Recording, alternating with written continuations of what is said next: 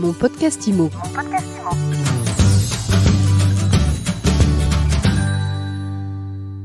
Comment mettre toutes les chances de votre côté pour décrocher votre crédit immobilier? Eh bien, on en parle tout de suite avec Ludovic Usieux. Ludovic, bonjour. Bonjour. Alors, vous êtes le fondateur d'Artemis Courtage. Comment se présente 2021 pour les emprunteurs? Paradoxalement, c'est une année qui se présente plutôt bien par rapport à tout ce qu'on a pu lire, entendre ou voir.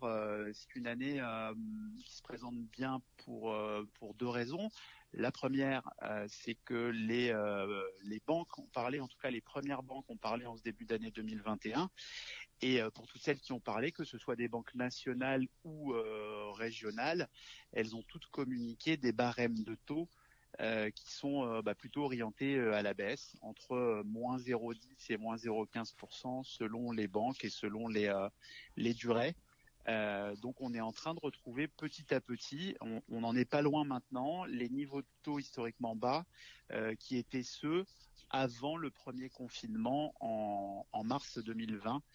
Donc il y avait une hausse un peu spectaculaire au moment où on ne savait pas trop où on allait, combien de temps le confinement allait durer, et à un moment où les taux obligataires avaient beaucoup augmenté, il y avait une hausse assez spectaculaire des taux de crédit. Tout ça est résorbé quasiment derrière nous et on a rattrapé ces taux historiquement bas qui vous permettent d'emprunter aujourd'hui sur toutes les durées jusqu'à 20 ans compris en dessous de 1% taux fixe. Bon, alors ça c'est la théorie, mais en pratique, c'est de plus en plus compliqué de montrer patte blanche aujourd'hui et par exemple de décrocher un crédit sans apport personnel. Ça, c'est plus possible du tout. Vous avez raison, il y a une bonne nouvelle, c'est l'orientation des taux. Donc on peut emprunter à bon compte, encore faut-il pouvoir emprunter.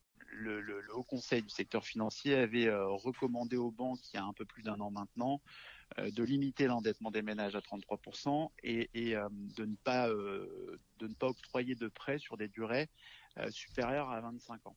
Ça a eu pour conséquence un nombre de refus de dossiers en 2020 qui a été plus important que ce qu'on a constaté sur les années précédentes. Et donc, les conséquences directes, ça a été effectivement que les primo-accédants ou les primo-investisseurs se sont retrouvés dans des situations un petit peu plus compliquées parce qu'il faut vraiment rentrer dans ce tiers d'endettement quand on fait le rapport des charges sur les revenus et ne pas dépasser 25 ans. Cela étant, une fois que je vous ai dit ça, il y a eu, et c'est aussi une bonne nouvelle qui va compter en 2021, il y a eu un assouplissement. Le HTSF est revenu sur ses recommandations, en tout cas les a assouplis en fin d'année, au mois de décembre 2020, en permettant aux ménages qui veulent accéder au crédit, non plus s'endetter à 33%, mais à 35%, et leur permet aussi quand ces ménages envisagent un achat dans le neuf ou une construction, de pouvoir sortir la période de différé du crédit de telle sorte qu'on peut aller maintenant jusqu'à 27 ans en durée totale de crédit, 25 ans d'amortissement et 2 ans de différé.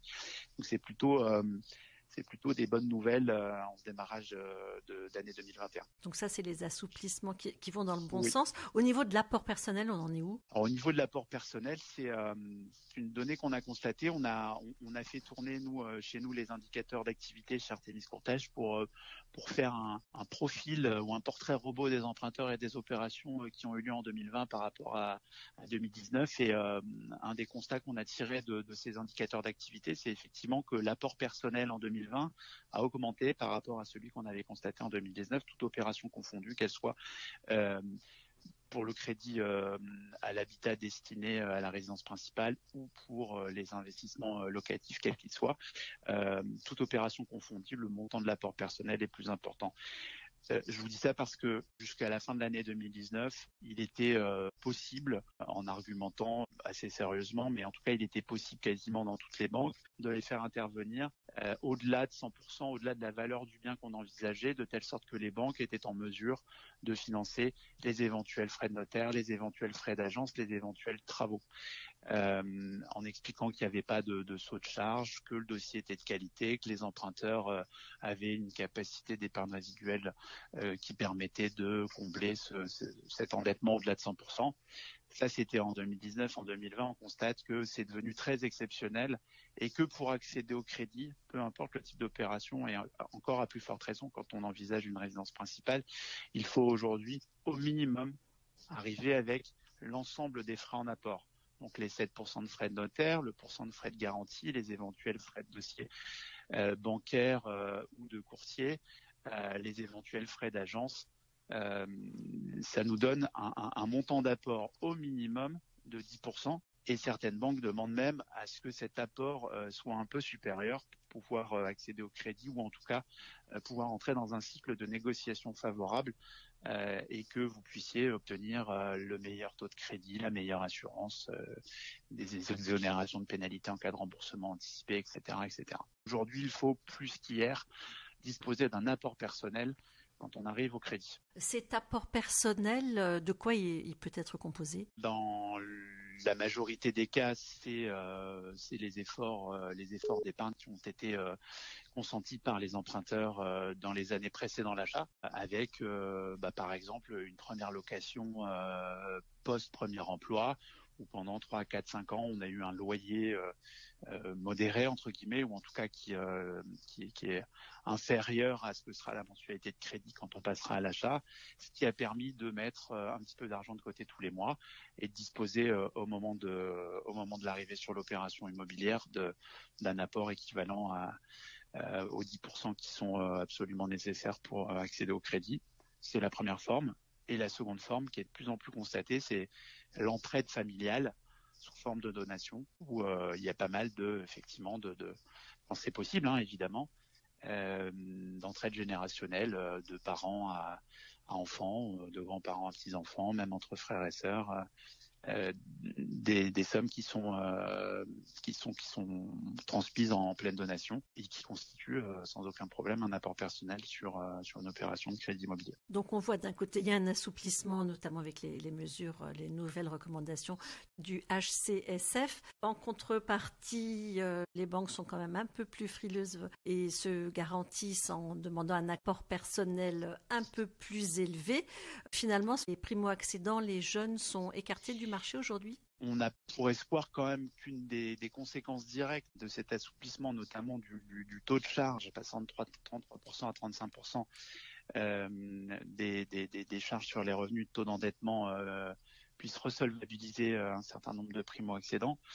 Et ce qu'il faut savoir, c'est un petit peu technique, mais le HCSF a autorisé les banques à déroger dans leur production de crédit, dans tous les crédits qu'elle débloque pour les ménages qui souhaitent emprunter. Le HCSF a octroyé un taux de flexibilité de 20% sur les volumes que les banques vont décaisser, pour que ces banques puissent aller, dans 20% des cas, au-delà des 35% de taux d'effort qu'elles demandent aux ménages. Et ce taux de flexibilité, il est particulièrement destiné à ces primo-accédants. Parce qu'évidemment, un taux de charge, c'est un rapport entre une mensualité de crédit et des revenus. Et quand on est primo-accédant, par définition, c'est parce qu'on est jeune, on vient de rentrer dans le marché de l'emploi et on a des revenus qui sont, comme l'apport d'ailleurs, qui sont en général plus faibles que quand on envisage un second achat ou un troisième achat. Donc on dépasse parfois 35% la première année ou la deuxième année, puis après on fait sa carrière, on fait des gaps de salaire et on se retrouve avec un endettement tout à fait correct au bout de 2 ans alors qu'on a emprunté sur 25. Mais comme les banques regardent ce taux d'endettement à l'entrée, eh bien le HCSF a permis qu'on puisse déroger dans 20% des cas destinés à ces primo-accédants dans la majorité des dossiers. Qu'on puisse effectivement déroger à ce taux d'effort pour resolvabiliser et réintroduire les primo-accédants comme premier maillon de la chaîne du crédit immobilier et des transactions immobilières. Dernier conseil, Ludovic Usieux, qu'est-ce que vous recommandez à des candidats à l'acquisition aujourd'hui pour présenter un dossier nickel chrome à leur courtier ou à leur banquier? Alors, plus que jamais, c'est un conseil qu'on donne à toute époque, mais qui est encore plus vrai aujourd'hui qu'il ne l'était hier, de ne pas improviser une opération aujourd'hui, une opération immobilière et à plus forte raison une opération de crédit immobilier. Il faut vraiment en premier lieu contacter son banquier ou son courtier pour faire un calcul d'enveloppe, une cotation, une simulation de son pouvoir d'achat immobilier pour savoir si on peut emprunter 150, 200, 300 000 euros. Une fois qu'on a fait valider ce montant par un professionnel, banquier ou courtier, il faut s'y tenir parce que il a été fait effectivement par rapport à ce sacro-saint taux d'endettement et c'est un budget maximum. Donc Si c'est 300 000 euros, c'est 300 000 euros, c'est pas 330 000 euros. Ça correspondra à 35% des revenus. Donc ça, c'est le premier conseil, de ne pas s'éloigner de ce qui a été communiqué par un professionnel du crédit. Et puis ensuite, c'est d'arriver à l'opération avec un petit peu d'épargne, des relevés de compte bien tenus, des soldes positifs, pas d'avis à tiers détenteur, pas d'opposition administrative, pas de rejet de chèque, pas de problème de fonctionnement bancaire. Si on est détenteur de quelques petits crédits à la consommation ou des queues de crédit étudiants, on essaye de mettre un coup de balai dans tout ça avant d'arriver à l'opération pour minimiser son taux d'endettement et maximiser ses chances d'obtenir le crédit. Il y a tout un travail de préparation à faire. Il faut pour maximiser ses chances d'obtention de crédit, il faut bien préparer son dossier le plus tôt possible. Il faut prendre contact assez rapidement quand on a les idées bien claires sur le projet immobilier avec son banquier ou son courtier pour qu'il y ait transmission des bonnes pratiques et qu'au moment clé, au moment où on va présenter le dossier dans plusieurs établissements bancaires, il soit le mieux ficelé possible avec rien qui dépasse et qu'on puisse entrer en négociation pour décrocher meilleur taux, meilleure assurance, meilleure garantie. Et si on travaille dans la restauration, dans la culture ou dans l'événementiel, qu'est-ce qu'on fait ? C'est plus compliqué en ce moment sur les secteurs d'activité qui sont fermés, confinés, sans possibilité d'ouverture et disposer de revenus issus du travail. C'est effectivement une période qui est un petit peu plus compliquée. Certaines banques, sans transmettre de directives écrites, mais restent à l'écart de ces dossiers et certaines autres acceptent d'étudier ces dossiers, mais en prenant en considération des revenus un peu pondérés pour imaginer que cette période de chômage partiel qui n'a pas vraiment de fin aujourd'hui au moment où on réalise cette interview, qui a un retour à meilleure fortune pour la restauration ou de secteurs qui sont fortement impactés. Mais aujourd'hui, il y a effectivement une perte de chance d'obtenir un crédit immobilier quand on sort un peu des sentiers battus, c'est-à-dire quand on n'est pas en CDI sur des secteurs d'activité peu ou moins touchés.